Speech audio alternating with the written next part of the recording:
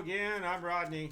And I'm G. This is the Rodney and G show. Or the G and Rodney show. Why do you put my name first in the actual show? I don't know. When we go places and we do pick up an order for anything and they ask what's the name, even for a reservation, she's always Rodney. Rodney. Why do you do that? Because it's easier than say Gita. They'll never know how to spell it. And then you have to explain how to spell it, and then they want to know what was that, and you got the whole story behind it and all that. Yeah, so Rodney's always it. Today we're going to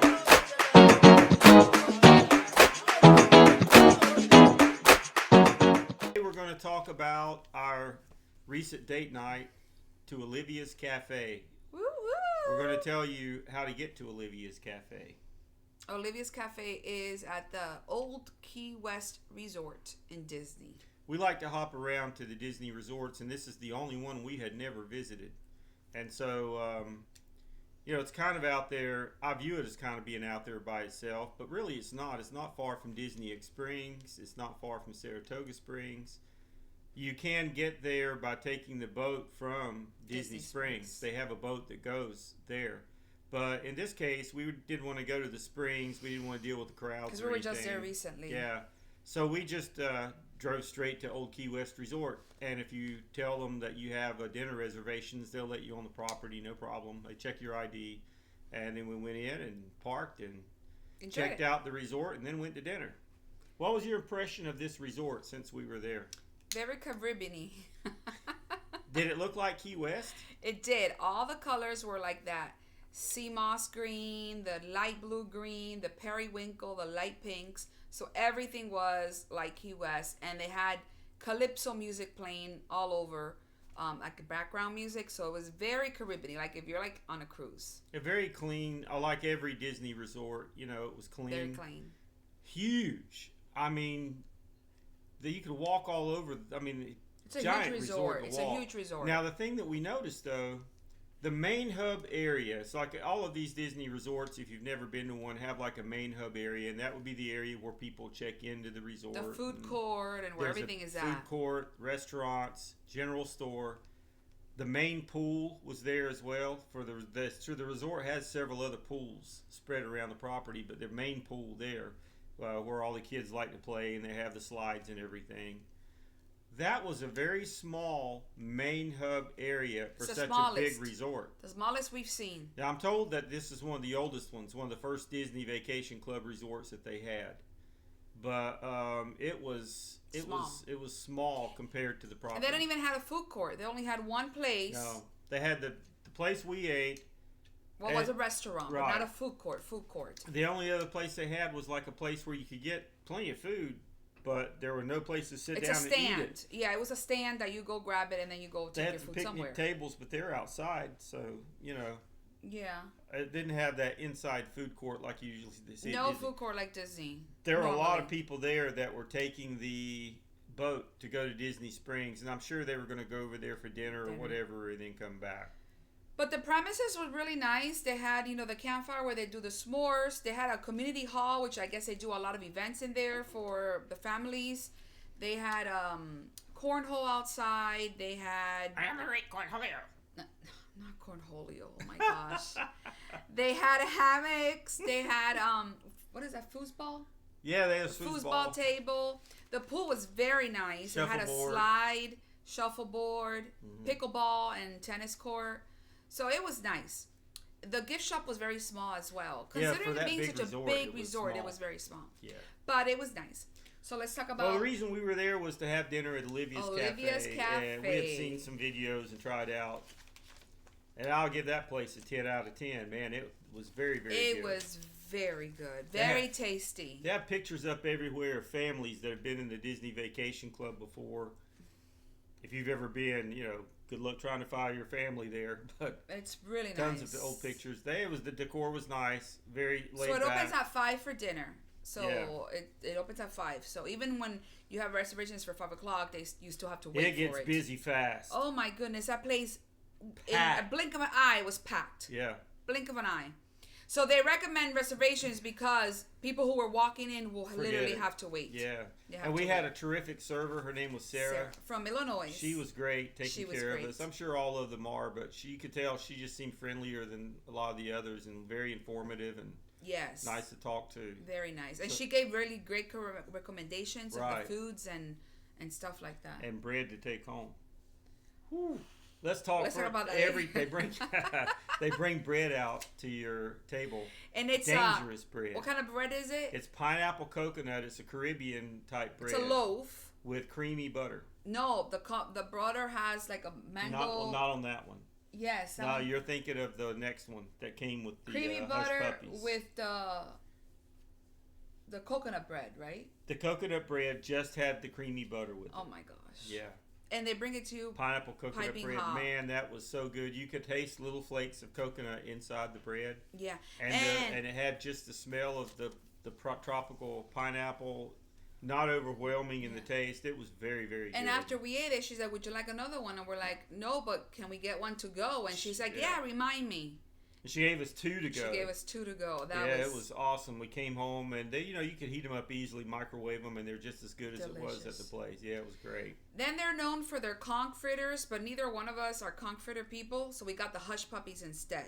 They had a fishy taste. I think that they probably cook them in the same oil. In the same oil. It's the same thing without the conch meat inside of it. But they were good. Honey butter. Now, I'm not going to say they were the best hush puppies I've ever had. But they were good. But they were good. They were cooked well. They would fall apart. And we put and really hot. The maple butter, cinnamon butter, apple butter, whatever it was. It wasn't apple. It was more of a cinnamon. It was a cinnamon. But honey, it was really good. The honey butter, you put that on them, and it was good. Oh, it was so good. They were great. Then the main course. Yeah. Talk about yours first. Mine was the mahi-mahi with Brussels sprouts and potatoes. So it was fingerling potatoes. So they just get the potatoes and cut them into little small chunks. The Brussels sprouts were by far the most delicious Brussels sprouts I have ever had. And I love really good Brussels sprouts. This one were tossed in chili oil. Yeah. I didn't try one. Chili soy, I think. The chili soy oil, something like that. Yeah, chili sauce. So they were spicy. A little spicier than what I like, but it was so good. So she said that they toss it in the chili oil, and then they put a whole bunch of different seasonings in it, and then they fry it, broil it, so they could be crunchy. Oh my goodness. And then the mahi-mahi was really good. The mahi-mahi, I've had the same. It's not thing. It was the same as any other mahi-mahi I've ever had. But those Brussels sprouts and potatoes If you're a Texas Roadhouse lover and you get the Brussels sprouts there, that's what they look like. They come out looking like those, as if they're fried Brussels sprouts. They're flaky and they just melt in your mouth. What else is on that plate besides? The potatoes, the fingerling potatoes. Oh, yeah. Okay, good. Really, really good. So it was potatoes, Brussels sprouts, like little tiny potatoes, Brussels sprouts, and the mahi-mahi, grilled mahi-mahi on top. What was the other thing that you were thinking of getting? The shrimp and grits, because I've heard from many people that shrimp and grits is really, really, really good.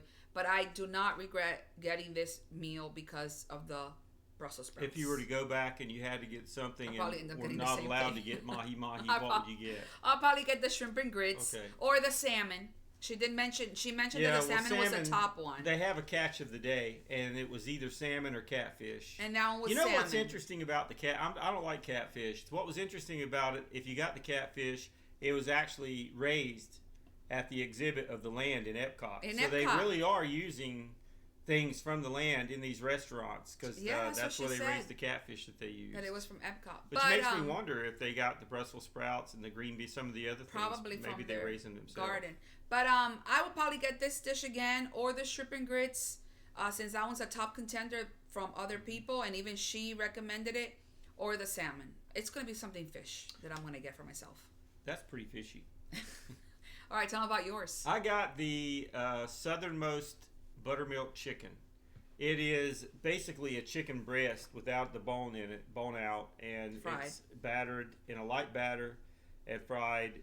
Not real heavy oil or anything like that. It was not oily at all.